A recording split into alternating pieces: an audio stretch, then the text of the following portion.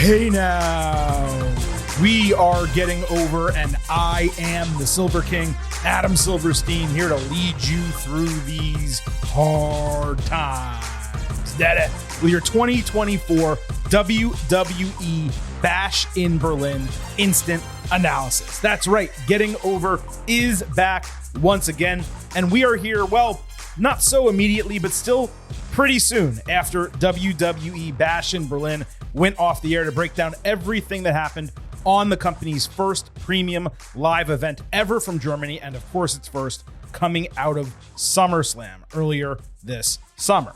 Vintage Chris Vanini is here. He will be along for the ride to break down everything that happened on this show. But before we get to him, and before we get to that, allow the Silver King to remind you that the Getting Over Wrestling podcast is all about Defy. So please, folks, stop being marks for yourselves and go back to being a mark for me. Go back to being marks for Silver King, for Vintage, for Getting Over in totality. Head over to Apple Podcasts and Spotify.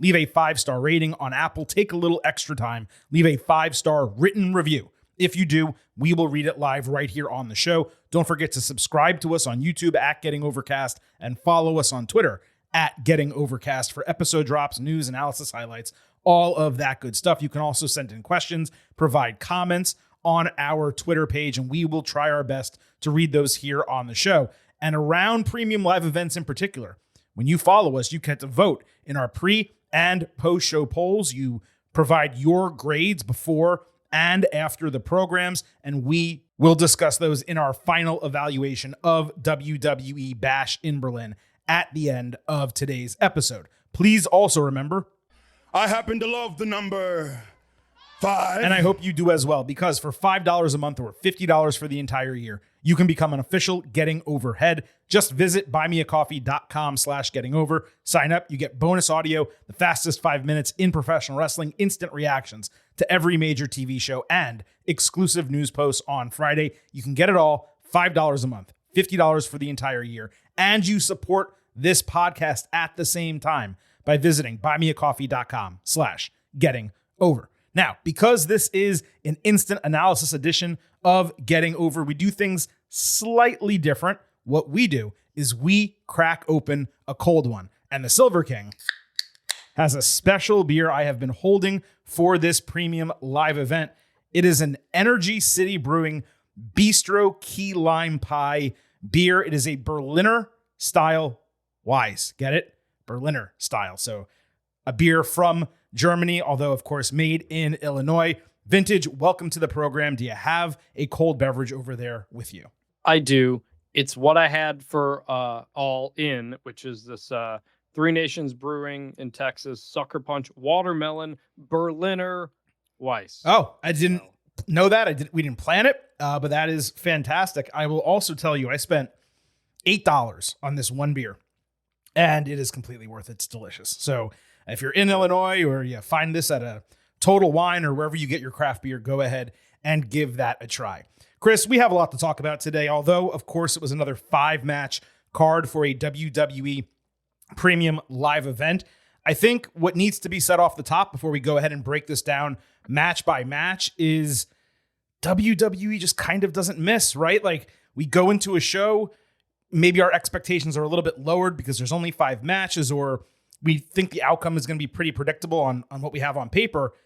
And yet, especially for these European shows, when you get that crowd involved and matches are given time to breathe, man, some of these things really do deliver. Yeah. You know, I guess we can get into it kind of more at the end, but like this once again, it felt like half of a show to me. Interesting. And it's has been going on for a while. Now, admittedly, like we were also watching college football at the time. We were. So we're kind of doing a lot of things at once. But it was a good show.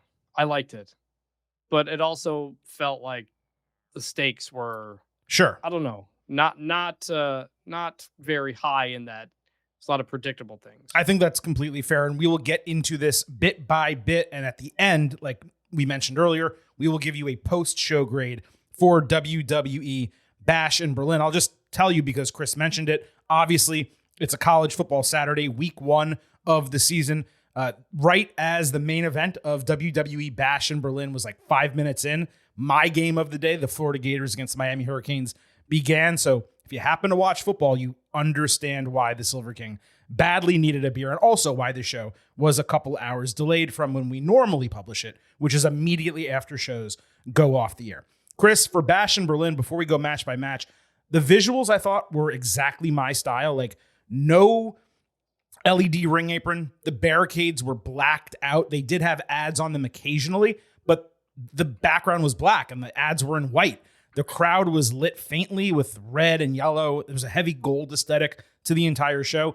It allowed the crowd to shine, not the bright lights and colors around the ring. And you know what popped me? I forgot about this, right? But hearing the Germans count eins, zwei, drei for 1, 2, 3, it just popped in my head. Cool runnings, right? Yeah, me too. As soon as I heard it the first time, I was like, oh shit, I didn't expect them to do that. But of course they're going to. It's in Germany. So I just enjoyed everything surrounding the show, I guess, before we go match by match here. I really liked the tunnel because, like, a lot of times in some of these shows, they don't do the big LED boards. You just come out of the tunnel or whatever. But this was a very deep tunnel for an arena. Like these European arenas that they've done shows at, they're like designed differently than a lot of the American ones, which are like all the same.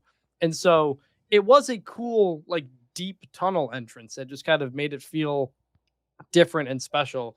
I thought that was a really interesting, just kind of way that all set up. Yeah, the visual of that was super cool for the entrances, and it kind of added, WWE has taken so much away. There's lacking pyro in many situations these days. They got rid of the AR graphics. I obviously believe that was a positive. And the sets are way smaller because they're selling out arenas and stadiums. So the fact that there was like extra dimension added to this one, you're right. It did just enhance the overall experience. But enough of that. Let's start going match by match. Now, we will start, of course, with the main event of Bash in Berlin, but we're going to break this down based on order of importance, not exactly the opposite order of the way it was delivered to us. Chris, let's start where WWE ended with the World Heavyweight Championship. Gunther defending against Randy Orton. Orton's entrance was updated visually with some flashing lights as he slowly walked out. He also got the camera filter that they use in the ring for the introductions, but he got it on his entrance. It made him look incredible. He was wearing SummerSlam 2004 throwback gear. That's when he beat Chris Benoit for the World Heavyweight Championship. Gunther did not get the same camera, but he did get Ludwig Kaiser doing his ring announce ahead of the bell. The atmosphere was legitimately incredible, to the point that they paused a few times in the early going to kind of soak it all in. Gunther wore down Orton in the ring early before Randy did a trio of table backdrops. Orton hit the power slam, but Gunther stopped the draping DDT, hanging him over the top rope. Orton hit a superplex. Orton did his old school eye poke and a draping DDT. Gunther stopped an RKO setup with a German suplex and hit a shotgun dropkick, plus his signature splash. But he struggled lifting Orton for a powerbomb because of an injured right arm he was selling throughout the entire match. It took him 5 attempts to finally powerbomb Orton. Randy pulled himself down from another powerbomb, shocking, with an RKO out of nowhere for a false finish. Orton then rebuilt the steel steps parallel to the German announce table. He drilled Gunther into them and threw him through the announce table with a backdrop off the top of the steps, which was a really sick spot. Randy broke the count multiple times. Commentary still clarified the referee was being lenient. Gunther avoided a second RKO and maintained a sleeper hold, even avoiding an attempted RKO to break it. Orton finally escaped by falling backward, only for Gunther to sit up like a demon, lock it right back in with a leg scissors, and get a knockout victory and title retention in 35 minutes. Gunther offered a hand after the bell. Orton shook it, and he gave extended respect. Real recognized real type of stuff. And as important probably as any moment Gunther has gotten during this run. He also got to speak to the crowd, telling the story of initially being hesitant to join WWE, only for Triple H to tell him that if he became something in WWE, he could then build something sustainable for European wrestling, and he believes he is in the process of doing that. Now, it makes sense to me more coming out of this match why they used the sleeper for him to win the title over Damian Priest at SummerSlam. But just like I said on that show, I prefer a more impactful and definitive finish, such as the 3-arm drop, if you're going to go in that direction.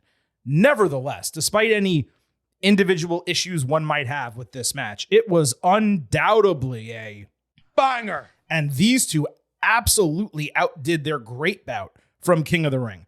Orton looked strong and masterful. Gunther came around dominant after taking out a legend with authority. The selling from both of them was top tier, particularly by Orton in the finish with the surprised look as Gunther locked him right back into the sleeper.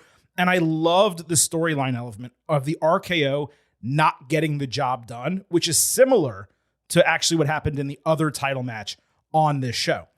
There is also a key element that I do not want to overlook. Big meaty man slapping meat. That's what I want. These mother effers bumped meat in Berlin. Outside of the Ilya Dragunov victory, I can't recall Gunther ever taking this much of an ass kicking. Yes, he went to war with Sheamus a few times, and they had the triple threat with Drew McIntyre. But in those matches, it wasn't like he got his ass kicked. Here he kind of did by Orton. The only note I have is, of course, that finishing sequence. It could have been more exciting.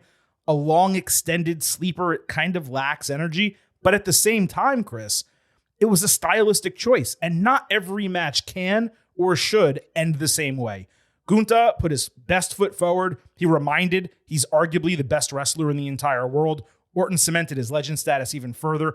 This was tremendous. I'm at an A for the match. I need to watch it again because I did watch it in parts because it was happening during the Gators game. But right now, to start, I'm at 4.5 stars. I could maybe come down a little bit, but I won't go up. Let me start at the end there, since you mentioned it too. We've talked on this pod about how the pass out submission has been overdone the last couple of years across WWE and AEW. And if I'm remembering correctly now, that's the same way Gunther won against Priest, right? Pass out and the referee called it to take the title from Priest. And it's just so not impactful, for one, as you said. I would always much prefer a 1-2-3 count. But two, what was the point? Why not have Randy Orton tap out? You don't need to. I could understand. You don't Priest, tap out in a sleeper hold. You go to sleep. That it's a different move. But people have tapped out from it before, haven't they? I suppose to stop themselves from being knocked out, they can and have. But generally, a sleeper hold, you put someone to sleep for a knockout. That's the primary purpose of using that maneuver. It's different from like a rear naked choke, I would say. It's similar. Don't get me wrong, but it is different. I just would have, in some form, if he did a different move or whatever. I know he does this, like lightly lightly tapping his hand, like with his last. I would have bit loved of energy Randy or Orton tapping. Yeah. Give Gunther that moment. Yes, the handshake and everything after was great. That did make up for it a bit. But man, if you could have Gunther say, "I made Randy Orton tap," instead of just "I beat him," I just feel like that would be a little more impactful. Now, maybe you're right. Maybe it's just the nature of the sleeper and that's what they're doing. But man, it's like the least exciting way to finish a match.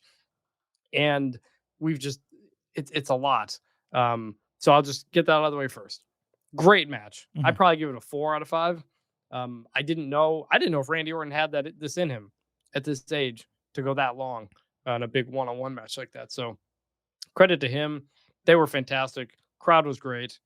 A Gunther match is going to be fantastic. That, but this really established Gunther as like a guy that they are fully behind and will be for a very long time. And I just kept thinking back to when he was Walter, when he was in Europe, all that talk of whether or not he was going to come to the US or not, or just stay over there, to now get to this point where he's main eventing shows. He's the focal point of shows as the champion. And I think that's really cool. Things that people said he would never do in WWE, right? He would never come over to the United States. Then if they did, they would misuse him and they wouldn't feature him the same and wouldn't allow him to be the wrestler that he can be. And that's exactly what we're seeing. The only difference is the name. Everything else about Gunther, and I tried to use the German pronunciation during this podcast. I will stop. I promise I won't do that going forward. But everything about him is the man that wrestling fans hoped WWE would get and feature and utilize properly coming out of Germany and Austria and Europe when he went on that incredible run on the independents. It's great to see. It's super exciting. I remember when you went on your rant about the name change and the reaction to it and the Nazi stuff or whatever that was out there. I was in Indianapolis for, I think, the NCAA convention. It was like in the winter. And I remember just walking in downtown Indy, and it was really cold. And you're just going off about how this is like not a big deal, that WWE obviously thinks Gunther / Walter is very important, and people were way overreacting to that. So as we're in this moment here, I just thought back to that. One of my rare rants on this podcast that is actually telling people to calm down, because usually on the rare occasions I do them, I'm amping people up. This is ridiculous and stupid, and this person is doing a poor job, and whatever the case might be. Here, it was a rarity for the Silver King, where I'm telling everyone, look, it's a name. Do I like it as much as the other one? No. Will you get used to it? Yes. As long as Gunther is still Gunther, Gunther is still Gunther. As long as he's the same wrestler and he's allowed to be that guy, he's going to get over regardless of what his name is. That shit was so blown out of proportion from the beginning. And yes, when you look back on it now, it's even more ridiculous now than, of course, it was then. Keith Lee tweet included. Chris, is there anything else that you have on this match? Because generally, when we're talking about the main event of a PLE, we go on and discuss it for an extended period of time. But this, to me, was just so cut and dried, especially because Orton is on SmackDown. So it's not like this is going to continue in some major way on Raw. It was a make good match in kayfabe because of what happened, obviously, at King of the Ring. I think they certainly did make good. Like I said, they outclassed that match that they put together previously in Saudi Arabia. I'm of the standpoint now where, Gunther can go on and fight really anybody on Raw. There's a number of different people that could step up to challenge him. Orton going back to SmackDown, I just have like the sneaking suspicion that he's going to get back with Kevin Owens and right into the Bloodline, tag team title angle or something like that. When really, especially given what happened to KO on this show, and we'll talk about that coming up next, I would love for these guys to be like thirsty for gold, having both gotten opportunities on this show. Yes. I don't know what happened next with Gunther. There's a lot of people he could wrestle, but there wasn't any story to this, essentially. So it's kind of, well, there was story. There just wasn't any story to move forward. Right. It was a clear very clear, just kind of one-off type of thing. I thought it was cool that Ludwig Kaiser got to do the intro in Germany. That was very cool. Yes, he had a match on SmackDown, but it was good that he got to be in the pay-per-view. And I liked Gunther talking in German on the show at the end to the crowd and just showing it and going with it, as opposed to it being some social media thing with captions or whatever. Anytime the international athletes just speak in their native language in front of the crowd, you can tell it's so appreciated by them. And again, Gunther's not from Germany, but that all seemed very cool for everybody involved. Absolutely. Right across the border, still speaks German. I still believe made his career in Germany, even though, of course, he's Austrian. But certainly a very unique and exciting moment for him. Let's move to the match that actually opened the show. The WWE Championship on the line. Cody Rhodes defending against Kevin Owens. Now, before we talk about Saturday, we need to discuss Friday, because there was a face-to-face to open hour or two of SmackDown. Cody denied a KO contention that he hurt his knee during the European tour. Then he asked about last week when it looked like Owens was planning to blindside him with the title. Owens denied and mentioned having a close relationship with Dusty Rhodes, saying he would never do that to Cody. Cody thought KO might be angry that Rhodes got full credit for shifting the industry by leaving WWE, when what he actually did was walk in KO's footsteps. Owens repeated that Cody is clearly hurt, pointing out he didn't take a knee on his entrance. Rhodes suggested that Owens was trying to get out of the match again, looking for an excuse. Owens talked about his Universal Championship win and how it was tainted by Triple H and never living that down. He didn't want the same thing to happen if Rhodes was injured and he won this match. Cody got heated, insisting his knee is 100%. He thought KO might be angry. He had to share the WrestleMania 38 spotlight when Cody returned. And then he said he loved Owens straight up. And he asked, are we still going to be friends? Should I win on Saturday? KO threw the microphone down. He whispered something in Cody's ear. It affected him emotionally. And we found out on the Countdown show that he said, remember, you asked for this. There was also an interview between them that was extremely well done on that Countdown show. I wish it wasn't saved for the Countdown show. In fact, Chris, both of these segments should have happened earlier.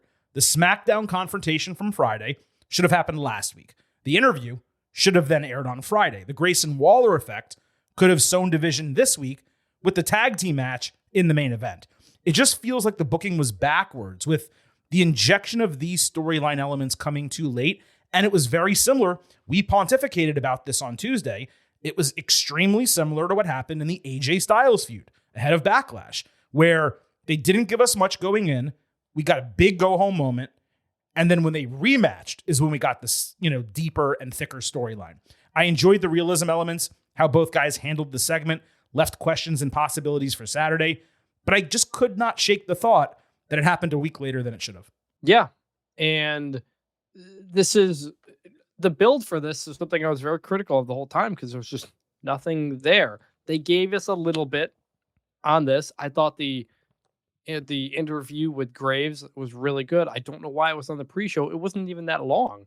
Right. I mean, you put it on the pre-show because they're already taking up a segment on SmackDown. I get that. But you can replay it on the pre-show and air a portion of it on SmackDown. You can work around some things. And in the end, there were enough pieces there.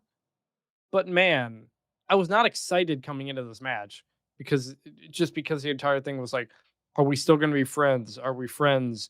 Kevin Owens feels bad for himself. And it's like, okay, let's hope something happens in this match, at least, because not much had happened building up to it. Now, this match opened the show, different crowd from Leon, obviously, but the chants and the standing ovation that they gave these guys at the bell was insane. One of them was off the frise. Excuse me if I got that wrong. That translates to in the face, so I guess it's kind of like let go. Also, there were some song lyrics and stuff like Leon. Handshake to start. Owens countered everything Rhodes did, like scouting report style. Cody latched a figure 4 leg lock. KO hit a frog splash off the ring apron outside. Rhodes turned a pop-up powerbomb push into a Cody cutter. Owens responded, breaking out a fisherman's neckbreaker over his knee. KO countered a hurricanrana with a rolling senton off the middle rope. They transitioned to pop-up powerbomb into disaster kick, into stunner, into a landed crossroads for a false finish. Owens then countered a superplex into an avalanche fisherman's brainbuster. Rhodes tried a double jump springboard, but his knee buckled on the top rope. KO initially ran over to chop out the knee, but he stopped himself. And then Cody pushed him away when KO checked on him. So he kicked the knee outside. Owens again stopped himself, this time from doing an apron powerbomb. He overheard and yelled back at commentary, questioning him, but he hit the stunner inside anyway. He got a false finish.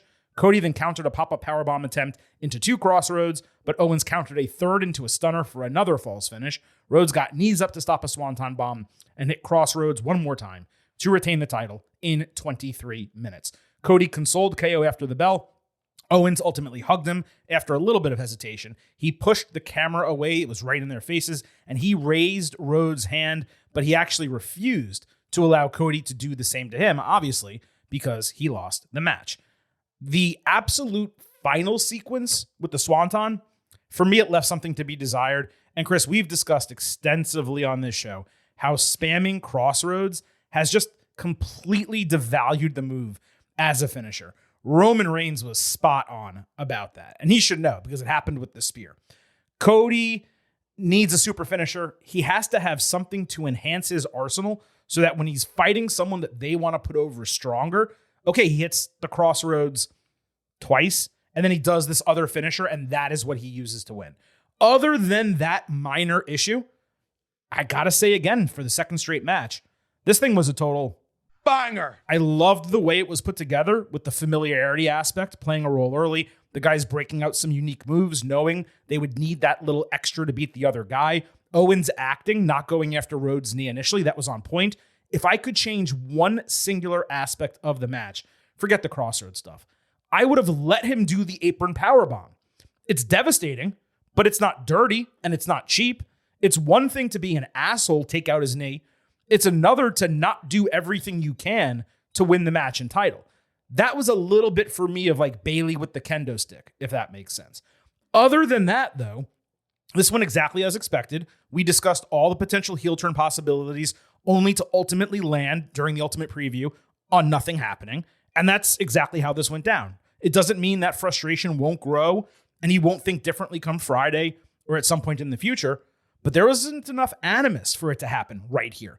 Definitely an A match. Again, right for me on the border of 4.25 stars and 4.5 stars.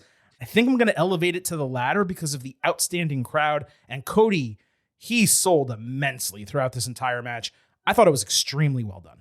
Yeah, really good match that played out the way we expected, with Kevin Owens having a chance to do something and not doing it. In this case, it was a power bomb. We thought it could be that. We thought it could be a title hit to the head or something like that. Didn't directly cost him, but you think the thought coming out is, did Kevin Owens have it and blow it? And like, sort of, like he mostly did, but I come out of it just feeling like, all right, we kind of got the expected result, and Kevin Owens didn't seem to have too much regret. And so I'm kind of like, all right, like maybe we'll see something on Friday. But between just kind of a lackluster build, no advancement in the story in the match, I'm just kind of like, all right, it was fine. And not only that, Michael Cole said afterward that Solo Sikoa's got next.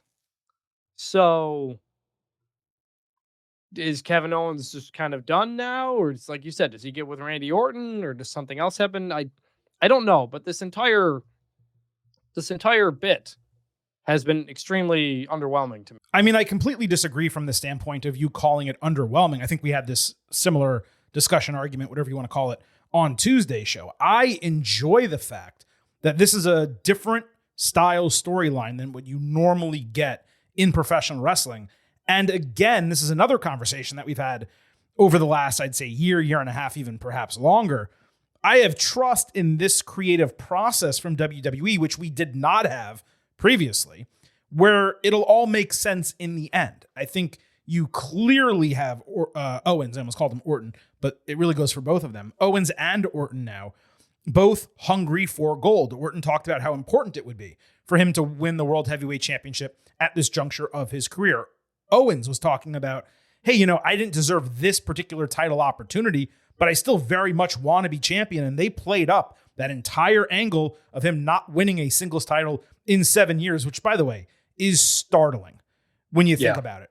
And I'll tell you what this did accomplish for me, Chris. It got me back in the zone of badly wanting KO to get a real, legitimate world championship run in WWE, one he earns and deserves as a babyface. The guy remains massively over. He needs to get that moment sooner than later, in the same vein as Finn Balor, though obviously Owens, he's been involved in more substantial moments than Balor. But I'm just saying, from an apples to apples comparison, those are two guys who at any juncture, if WWE wanted to strap them up, fans would absolutely go wild for it. Just as was the case with AJ Styles. Late in this match on Saturday, I was truly hoping WWE just pulled the trigger and did something interesting. That tease coming out of the Crossroads counter was super strong. And I think this, I don't know if you have anything to say on what I was just talking about there, but this also takes me into like another topic of the predictable booking of the championship. So do you have anything you want to say about this? And then I can kind of circle back to that if so. Well, I would just say, yes, there are a lot of people on the roster right now who are like, man, they should get one more world title run, or that person should get a world title run. Mm-hmm. But you've got two world champions now who I don't think are going to drop the title probably until at least WrestleMania, and Gunther and Cody. So what does that mean for AJ Styles, for Randy Orton, for Kevin Owens, for Jey Uso, for LA Knight potentially at one point? There's a lot of them, and there's just not enough world heavyweight championships to go around, essentially, which was why, Nakamura was one, Finn Balor's another. Like, there's a lot of guys here who are probably not going to get a world title run or get another world title run just because of the long title run era that we're now in under Triple H. And as the saying goes, not everyone can be world champion. Not everyone should be, and not everyone can be. At the same time, you need to remember, unlike other companies potentially, WWE, the talent that is in the main event and in the upper mid card, it's already established. It's not people that are being built. These guys at any turn could go become a champion, and you wouldn't think twice about it. And when you look at the decision making that's been made from a creative standpoint in the main event picture, I was going to say division, for WWE, this is why I'm going to go back a little bit to Backlash, and I forget the other show where Cody defended against AJ. But this is why I was so adamant that it would make sense to switch the title one time, and then 2-3 months later, you put it back on Cody. He can take the run all the way to WrestleMania. And that's because, number one, there's so many deserving people. And number two, Triple H, for as improved as his booking and creative has been, and there's no question that it's better, he has a crutch. And that crutch, and you saw it play out on this show, and you've seen it play out in pretty much every show that is not WrestleMania or SummerSlam this year, is that he refuses to change major titles outside of the big four for the most part. So when you have someone win it at a WrestleMania or at a SummerSlam, you pretty much know that they're not dropping that strap until there's another big stadium show, which means every subsequent premium live event, and that is what they call them, and all these fans buying multiple $100 tickets, in Germany and in France and in the United States, certainly as well, in Canada too.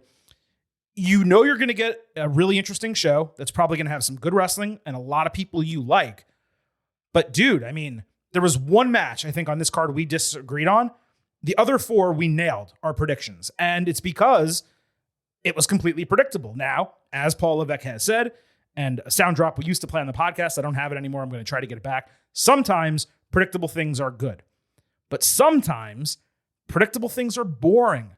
And I think as much as we might enjoy these WWE premium live events and think that on a week-to-week basis, the TV is so much better and so much more watchable and so much more exciting, and the storylines are gripping the audience and all this great stuff, when you get to the premium live events, you want to be surprised occasionally. And unfortunately, when it comes to the world title picture, the WWE title and the World Heavyweight Championship, nothing surprising happens. It's not even just surprising, but just meaningful things happen. We're not having meaningful things happen where it's like, oh man, what was the biggest moment from that show? Oh, that's the show where this happened, or that's the show where that happened.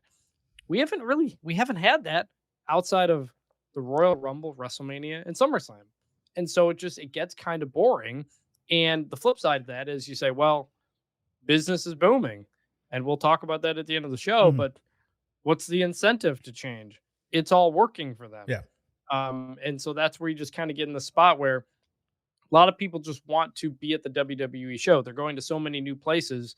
The show itself is the story, right, rather than what's on the show.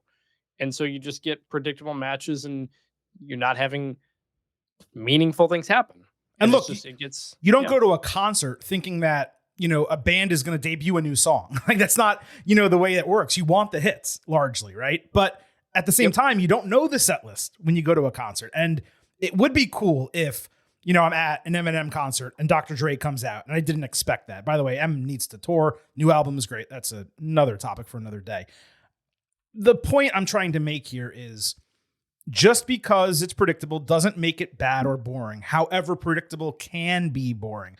And this is a repeated, take that we've had kind of coming out of these B-level shows. They certainly don't feel B-level when it comes to the audience, but when you can do 8 or more matches for a SummerSlam and you're putting on 2 nights with 16 matches for WrestleMania, and then every other show, you're getting 5 matches, about 3 hours, no major title changes, unless it's the women's tag team titles.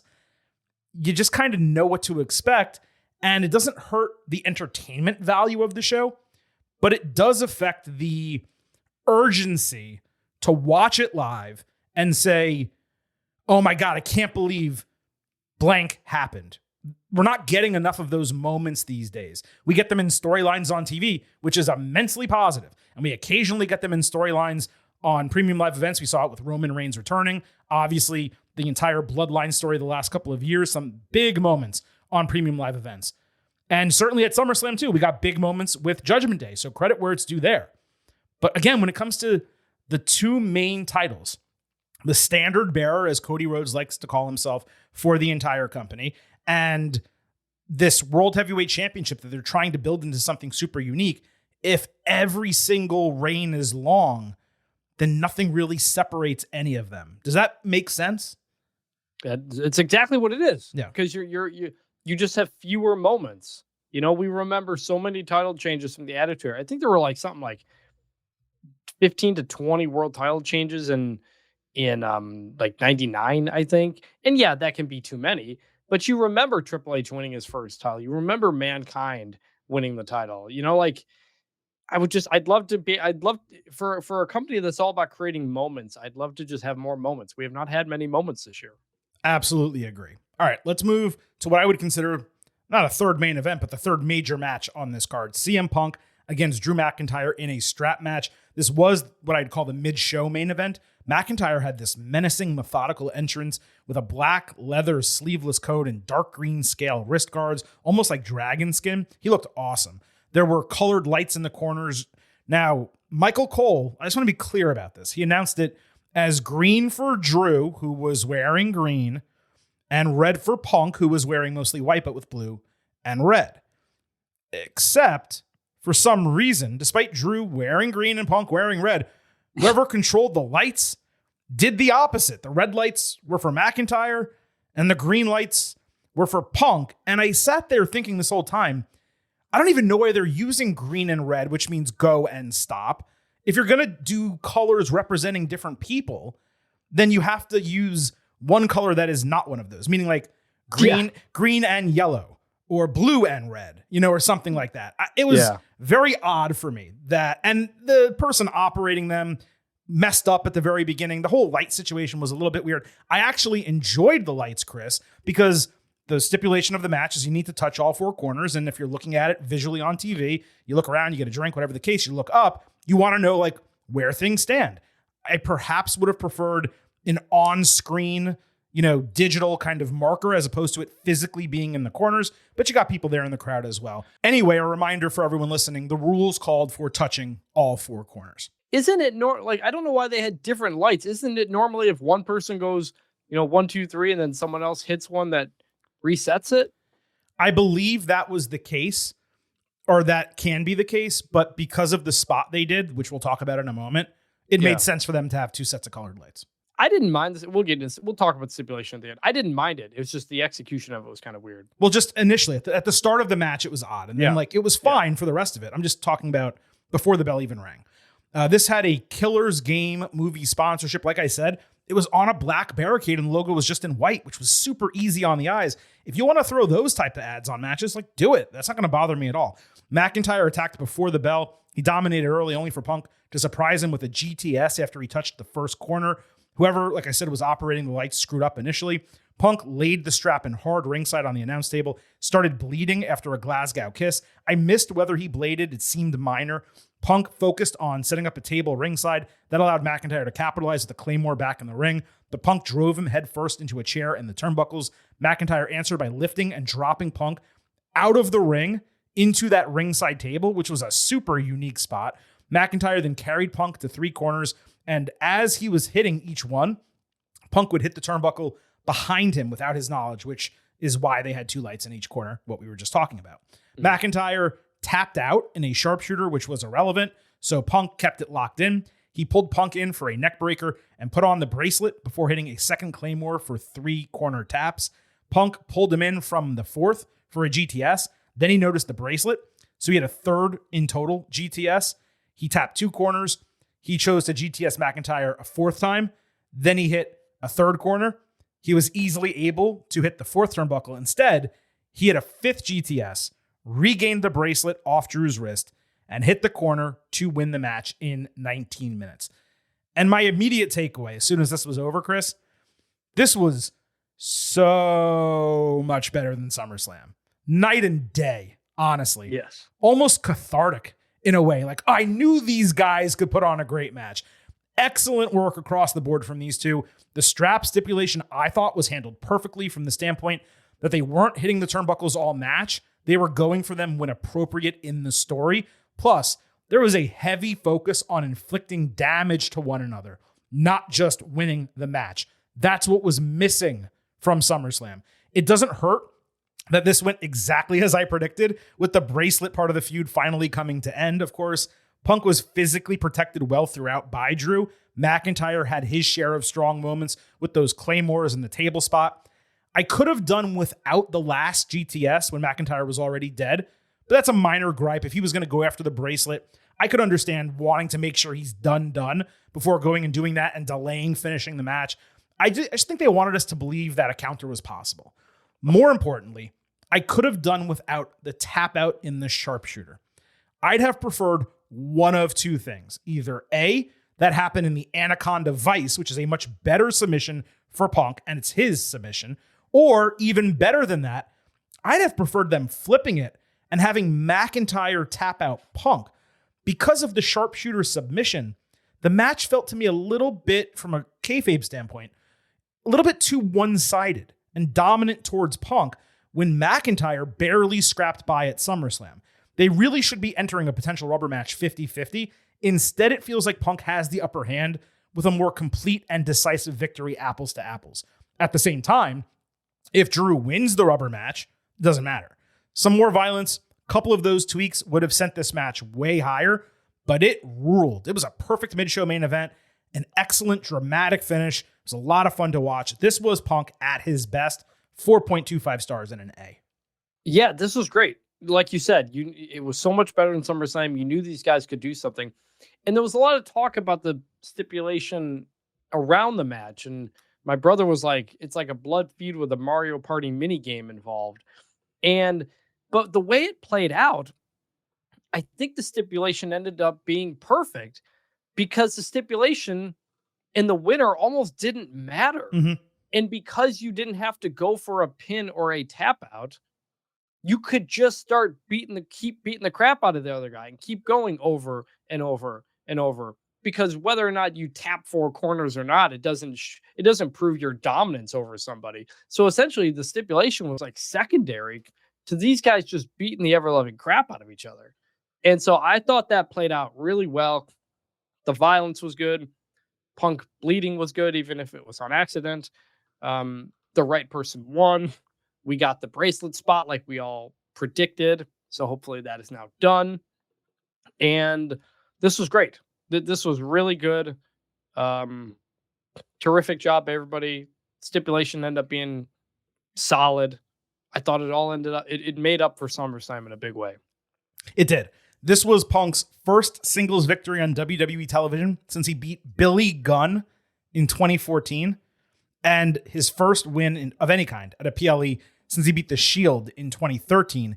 He has also officially regained, Chris, the lineal AEW championship and lineal real AEW championship. So congratulations to Punk. And obviously he got the bracelet as well. So now we can finally move that part of the storyline into the past. I forgot to mention that I liked how that was accomplished within the match story. It was very much what we talked about on the Ultimate Preview. You know, it's a strap that goes around your wrist, which is similar to a bracelet. And all he had to do is knock him out, take it. That's over. We never have to talk about that part of it again. And now we can get to the actual blood feud between those guys, potentially happening at aptly named Bad Blood in potentially a Hell in a Cell match. I think that's what we all want at the end of the day from this feud. If that happens, Chris, and they culminate it there, even with a couple speed bumps, I'd call this a massively successful head-to-head rivalry.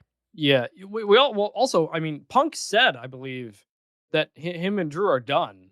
Like, he thinks this is over now. He said that, but that's what McIntyre said after SummerSlam too. Right. So I'm very interested to watch Raw and how they get back into it. Which is exactly what we want. I don't think it's over either. Yeah. That's exactly what we want from a premium live event. What is going to happen next?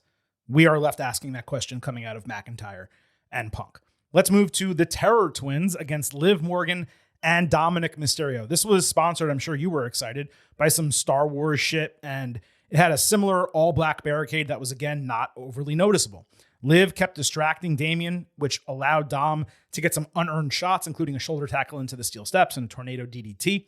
Ripley dominated Morgan on the hot tag and got her hands on Mysterio with two clotheslines, a front slam, and a chokehold using her legs on the ropes. That was a throwback reference to how they started together when like Rhea submitted him basically and got him in her grasp. I thought that was really cool. The crowd went apoplectic at that spot. I think they got the reference as well. Liv prevented Riptide and took a huge sidekick to the face, but hit a backstabber and some awesome spinning crucifix driver. I think Tatum Paxley does something similar, but it was super cool, and it should be a signature move of hers going forward. The Terror Twins did stereo bell claps and razor's edges when JD McDonough and Carlito interfered as expected. Liv hit a sunset flip powerbomb off the steel steps with Rhea's shoulders hitting the barricade hard. Finn Balor caught Priest with a sling blade behind the referee's back. Dom added a 619 and a frog splash for a false finish. Liv nearly flew past Rhea on a tope suicida, but Ripley caught Oblivion for a backbreaker, only for McDonough to distract during Riptide. Morgan took advantage with a springboard, one-leg codebreaker. Priest murked the men ringside. He clotheslined the life out of Dom on the announce table. Ripley then drilled Morgan with a headbutt and hit Riptide for the win in 14 minutes with a cover that can only be described as a full-on pile driver. We tweeted the picture, don't worry. And then, after the bell, Rhea licked Liv's face. It should have been me. It should have been me. Get thirsty during Ripley matches, I'll just say. Starting with my lone criticism. Wrong winners. Judgment Day had the numbers, the element of surprise. They got beat 2-on-5. I get it. The Terror Twins are monsters comparatively. They're also massively over, and Ripley is maybe the number 2 babyface in the entire company. It's just, if she's ultimately going to beat Liv, and you presume Damien's going to beat Finn, a loss here would have been completely fine. The feud needs places to go. If the Twins always win, Judgment Day always looks like shit. This also told us that Liv probably needs a heavy to help combat Rhea because she just can't do this herself. I'm talking about in kayfabe, obviously. Regarding the match, it banged. The emotion and intensity constantly built through the sequences. It hit a crescendo at the right time. Liv completely showed out. We have long talked about her improvement. This was one of the best matches of her entire career. And even though it wasn't one-on-one, you could make an argument it maybe was the best match of her entire career from an in-ring standpoint. The reactions to Ripley were insane. She's rivaling the man Becky Lynch for most over woman in WWE since Sable in the Attitude Era. It's amazing to witness her star somehow continue to grow week after week, show after show. Priest is over like Rover as a babyface. Never would have expected that. And they even spent time on the Countdown show explaining their change in perspective and pretty much why they're good guys now. I did forget to mention that earlier. I'm in 3.75 stars, B+ for the match. Would have been higher if not for all the interference stuff. It was a perfect placement in the co-main event. And even though I disagreed about who won, I still think it was excellent. Yeah, I was honestly stunned by this. When we did the preview, you had gone back and forth and kind of talked yourself in circles about who to pick. And I said, to me, circle. this is easy. Not multiple circles.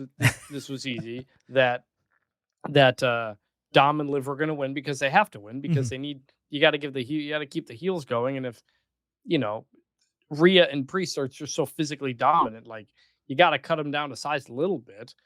I thought that was easy, and I was wrong, and it just felt like give the people the thing they want to cheer for type of match, and that's so, okay. Yeah. And not to say that's not to say, oh, the storyline is dead or oh, it lost heat. It doesn't. Just listen to the reaction Rhea's getting. It's fine. Just from a story standpoint, I'm like, what kind of adversity are they facing here at this point? Just to get their titles back, I guess. They're so dominant, it feels like it shouldn't be too hard. So in terms of like where this goes from here,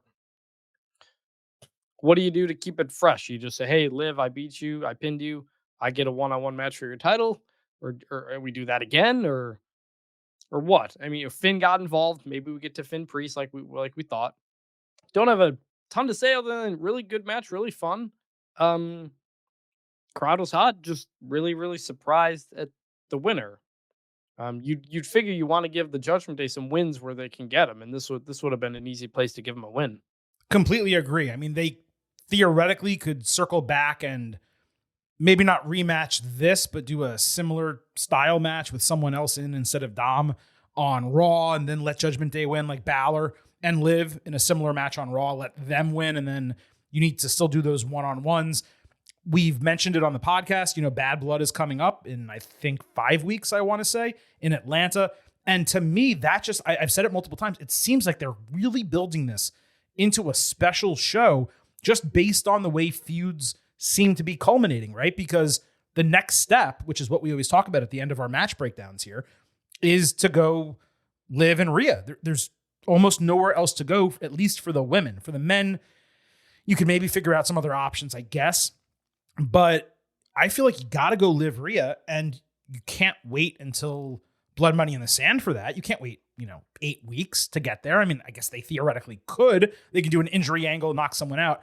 I don't think they want to do that. So then you're running Liv and Rhea at Bad Blood, and you got to expect the title change there, unless it's just continuing the story of Liv dodging Rhea, cheating, escaping, and then they just literally build this to Blood Money in the Sand or even Survivor Series at the end of the year. But this goes back kind of to what we were just talking about a little while ago on the show, which is at some point, things need to happen and you got to end stuff and then start new feuds and storylines. And I love the way WWE is long-term booking over the last couple of years. Mm-hmm. Not every storyline needs to be long-term.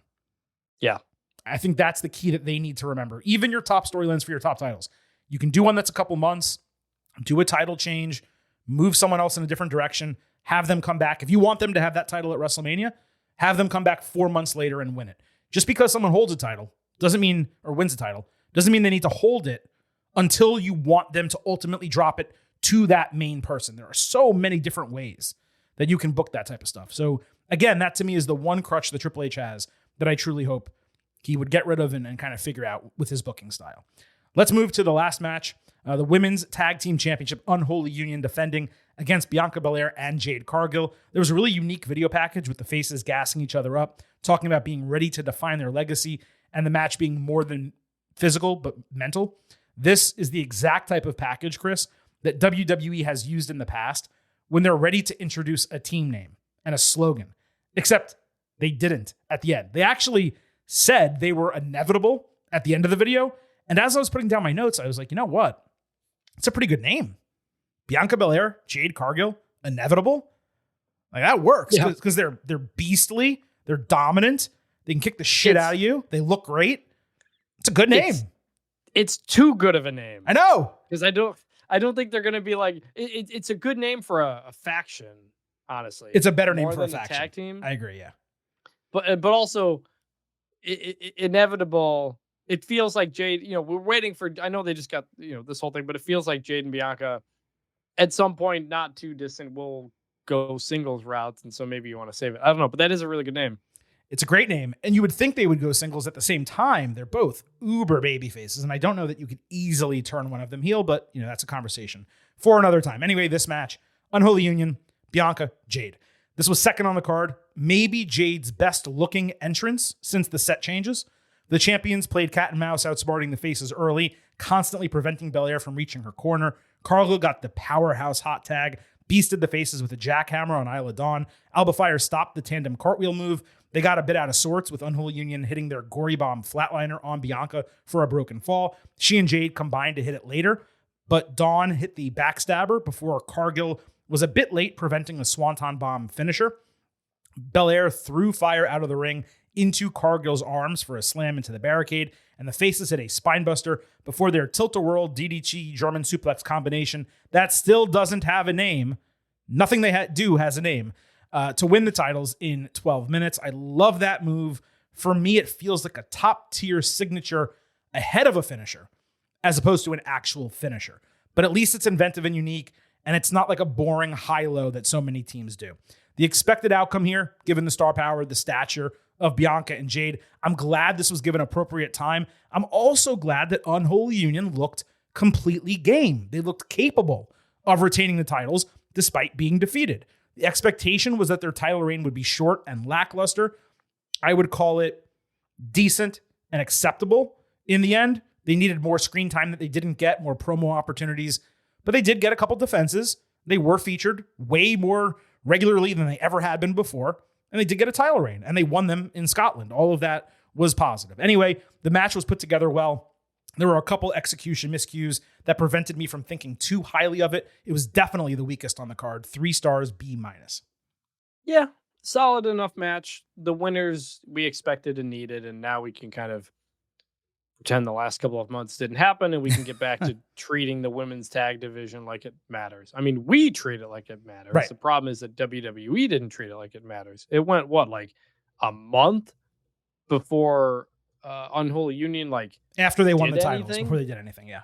Yeah, after they won the titles, it was like they were completely forgotten. And then the last couple of weeks, the last month, they picked it up a bit and did some things. They got some wins, but like I would have loved some, some stories, some vignettes, some somethings to kind of add to their characters.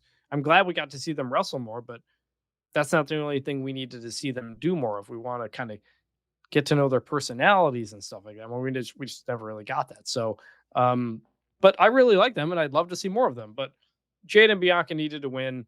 They're fantastic. People go crazy for them. They need a team name. They need to enter together. But this was the right call. They need a team name. They need a tandem entrance. They need a finisher name. I mean, these are basic building blocks of a tag team. And with the women's division, I've said this many times, Jade and Bianca, they don't do it. Unholy Union, they don't call them that, even though they refer to them as that. Katana Chance and Kaden Carter, which is a very long, it used to be even more difficult, Casey Catanzaro, that name to say. There's so many different things. They can call them House Party. I mean, you can pick any name.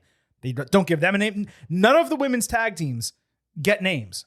And few of them get finisher names as well, which is frustrating. And I would say it's an issue with the women, except it happens with the men as well. So it's just like, yes, it's immensely frustrating. I mean, one of them got a name, the collective thing. Pure Fusion Collective. You hated on it. Yes, and it's a terrible name. You hated on it, so. Yeah. I know, but that's a shitty name. But then you come up with a good one. Better than not having a name. They just named a team in NXT Fatal Influence. Fine name. Like, I'm not saying it's great, but it's perfectly good. Anyway, Chris, let's move out of our full breakdown of WWE Bash in Berlin. We've gone over all 5 matches on the card, and let's move into our grades segment. A reminder before we get to the post-show grades, that would be the pre-show expectation grades. So on our ultimate preview, you and I both agreed that this show would be an A-. Your number grade was 90. Mine was 92. And we polled our listeners, our Getting Overheads, on Twitter at Getting Overcast. Their votes before the show, 31% A, 65% B, 4% C, averaged out to an 88.6, rounds up to an 89 out of 100, so a B+, but right along the same lines as us, all within, 4 points of one another, so we're pretty much right there together. So, Chris, with WWE Bash in Berlin in the books, as always, you get to go first. What is your final grade for this premium live event? B+. And honestly, I was really close to going to B. Not because the wrestling wasn't good. It was. Just nothing just felt all that meaningful. Like I said, it was predictable. We had one title change, but it was a change that needed to happen. And like Orton Gunther was good, but like, what am I going to look back on this show and be like, man, this is a show where that happened, or you got to watch that match, or I can't believe that moment happened. We got none of that here. And so I guess I'll go like 88. I don't know where B+ starts. I don't know if B+ starts at 87 or 88, but starts at I'm 87. going to go 80. Yeah. So it was fine. Interesting. So a middle of the road B+ for you with an 88. So before I give my grade, let's shift over to the listeners are Getting Overheads. Their votes on our Twitter poll after the show. Again, at Getting Overcast, so you can follow and so you can vote in the future. 38% said this was between an A+ and an A. 51% said it was between an A- and a B+. 9% said it was between a B and a B-, and 2% said it was a C+ or lower. That averages out to a 91.9, 92 out of 100, so an A-. So their grade was where I started, and your grade is where the listeners started. It's pretty interesting the way that works out, and I actually want to just kind of turn it around and make it a trifecta, because my grade is where you started, a 90 out of 100. I thought it was an A-, right on the border between A- and B+, and it's pretty much for the reasons you stated, though I do think that you're being a little bit harsh on the standpoint of, because we didn't get surprises or major, developments, all of a sudden that doesn't make it a good show. This is very similar to me to Backlash in France. A little bit different, but I watched this show. on a Saturday afternoon and was immensely entertained throughout.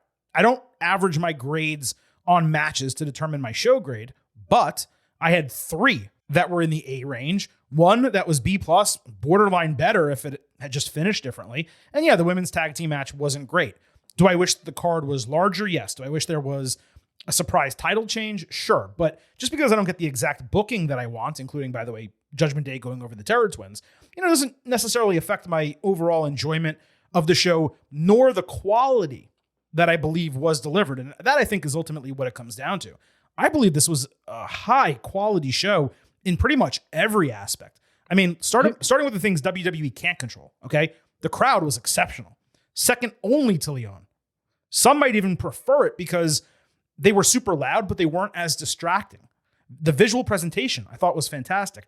Commentary was on total point. Wade Barrett, you could make an argument, was the star of this entire show. If you He's great. were really paying attention to like what commentary was saying throughout, which I was because I was looking down a lot because college football was happening. I was doing a number of different things. Wade Barrett put on a commentary performance.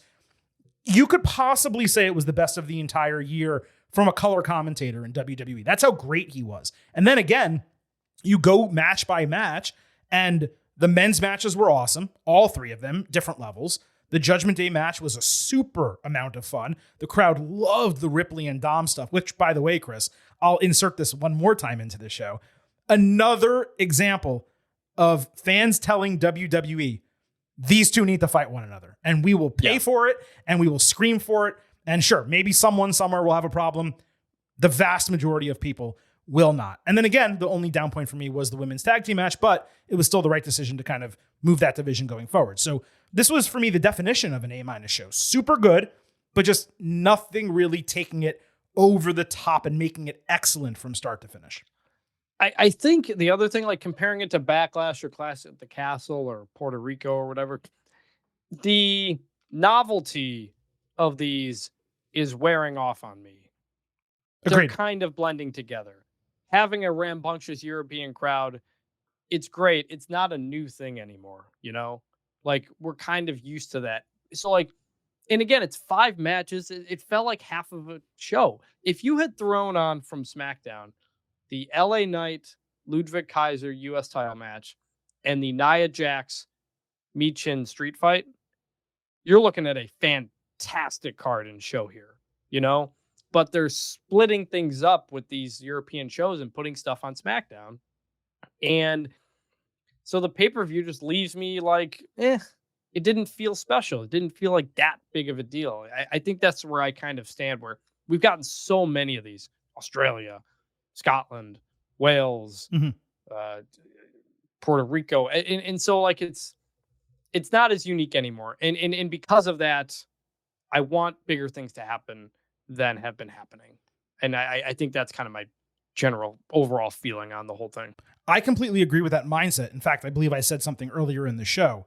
We're at the point where, okay, each of these international shows is great, but if nothing is ever going to happen on them, then the excitement to watch each of them individually lessens.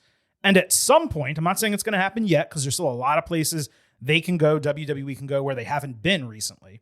But at some point, you're going to have fans saying, well, they're in my area and I'd really love to go. But is anything going to happen? Like, is there actually going to be a title change?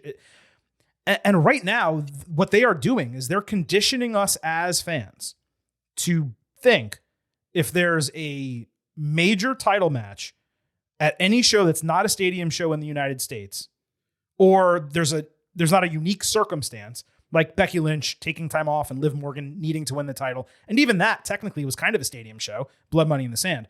Unless we encounter a show like that, nothing significant is going to happen. Just like when you watch television, unless it's a tag team title match, chances are the title's not changing hands on a Raw or SmackDown these days. That shouldn't be the case. The titles should be, maybe not every single time it's contested, a situation where you believe it can change hands, but a good amount of times. And even when we work ourselves up and we try to help WWE along, I'm not saying that we're actively trying to do that. I'm just explaining as we talk through the process on the show. of, hey, if AJ Styles won the title here, it would make a lot of sense because they could do this, this, and this. Or if Kevin Owens won, man, that would be so cool because they could do this. Every single time at the end, even though we predict Cody will retain and we predicted Gunther will retain and we knew what was going to happen, by the time you get out of the match, you're like, man, that was a damn good match. But it would have been cooler if they changed the title, right? And if you never do it, then you're always going to have people hoping that you will. But yeah, at some point you need to deliver that. And I feel like it's been a couple years now. And granted, I know I'm talking a little bit of a run on here. Granted, Roman Reigns had a record title reign. They couldn't just change it. Gunther had a record title reign. They couldn't just change it. But Logan Paul had a long-ass intercontinental title reign that did nothing. It really accomplished nothing. Gunther now may hold the title, like you said, until WrestleMania. I hope he doesn't. He could. Cody Rhodes, it now seems like, despite there being a couple opportunities for him to drop the strap, there seems to be no reason for him to drop the title until WrestleMania. So when you go into all of these other shows through the end of the year, Bad Blood, Blood Money in the Sand, Survivor Series, War Games, all of that coming up before Royal Rumble, is anything going to happen in any of the shows, which makes us think, oh, it was really cool. They actually pulled the trigger there. If I had to bet on it right now, I would say no.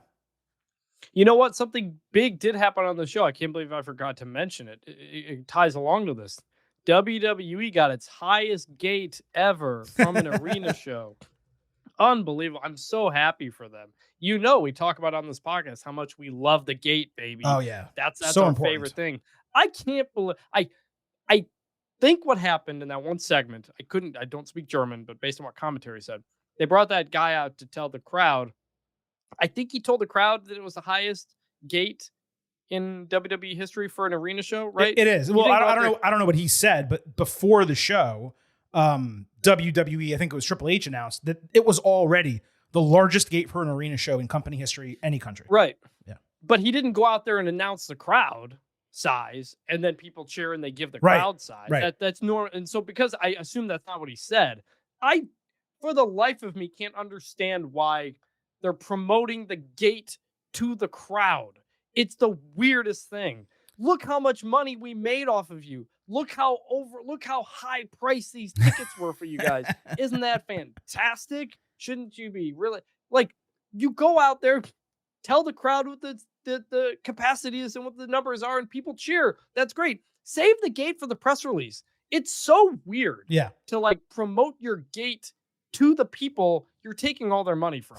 They've done this a few times now. So usually Triple H should do it in the press conference or something. To, I think, announce it to the crowd was I don't so know. Weird. I don't know what they said. I was back and forth from football. I don't want to state for sure that they told the crowd that. Maybe they did. But if they did and they didn't announce the number and the crowd just cheered, then that I would agree with you. That's weird. But I don't know that that's what happened. Yeah, I don't know for sure. You're kind of going on a tangent on something that we don't know. You're kind of going on a tangent on something we don't know for sure whether he said it or not. Either way, it's a bizarre thing. I get you want to promote it. You're a publicly traded company, yada yada. But I agree with you. I don't mind them saying in the press conference after they're in front of media. That's fine. And during a 2-hour kickoff show, I think what Triple H said was, we're sold out at over 13,000, twice as many people as saw me wrestle Bret Hart here. It's the largest gate for an arena show in WWE history. He said it as a one-off. You have a 2-hour show. If you mention that along with the number of tickets sold, fine. I'm not going to really care that much. If they do go out of their way to make that a big deal, on Raw Monday, if they put up one of those graphics that this was the largest gate for an arena show in WWE, who gives a shit? Fans shouldn't care about that. They do because these days everyone's so tribal about everything, but they really shouldn't. If we're being honest. Am I misremembering? Did Triple H go out in front of the crowd either in Scotland and announce that it was the biggest gate, or am I misremembering that? I don't remember that. I thought they did. I thought they may have done that before earlier. I don't know, but either way, it just annoys the heck out of me. It ties into this whole thing. The reason WWE doesn't need to do all these title changes, doesn't need to do all these other things, is because business is so good. Because they are booming. Breaking all these financial records. They're not incentivized to do that. That's the business. I get it. It's totally fair. I'm not going to say they need to do something. It's clearly they know what they're doing. I just for those of us who are watching it no matter what every time, sometimes you'd like it a little bit more, and sometimes you wouldn't want them to brag about how much money they're taking from us. Our conversation is not really about what we want them to do from a business standpoint. It's what we want creatively. I mean, we're not here to criticize. I mean, we certainly do, when appropriate, criticize business practices or, announcements they make or, whatever the case might be, how PR handles something. But when it comes to this and we have complaints or suggestions or whatever the case, we're largely saying, hey, this is how you can make the product better to appeal to you and I. And hopefully many of the people listening agree with us. And I hope they do, because thousands of people listen. So that would be fantastic. I will say, I hope that at the end of this show, people aren't listening to this and thinking, man, these guys are bitching a lot about a show they enjoyed, because it kind of feels like we are nitpicking more than usual. And I'm not sure that's completely fair. I mean, it is fair for us to give our legitimate opinions, and coming out of the show, you and I felt the way we feel, and we're telling everyone that.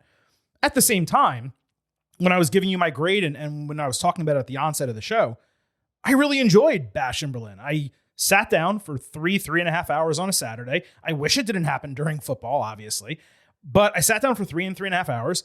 I watched these matches. They were awesome. Most of them exceeded expectations.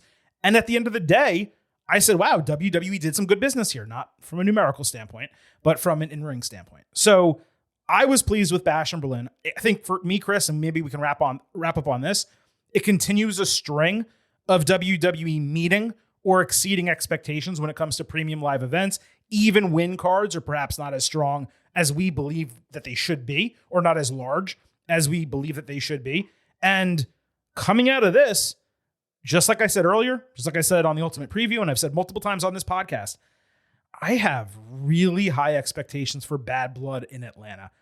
I think WWE is going to blow that out. Now, maybe I'm wrong, and maybe it's another 5-match card, and sure, there's a Hell in a Cell, but nothing else happens. It just doesn't feel like the show is being built that way. Not only that, but we've got time between these pay-per-views now. Finally, 5 weeks. Yes, we can breathe a little bit. They can tell some full stories, put together a full card, hopefully, and kind of get back to normal business. I think that'd be really good.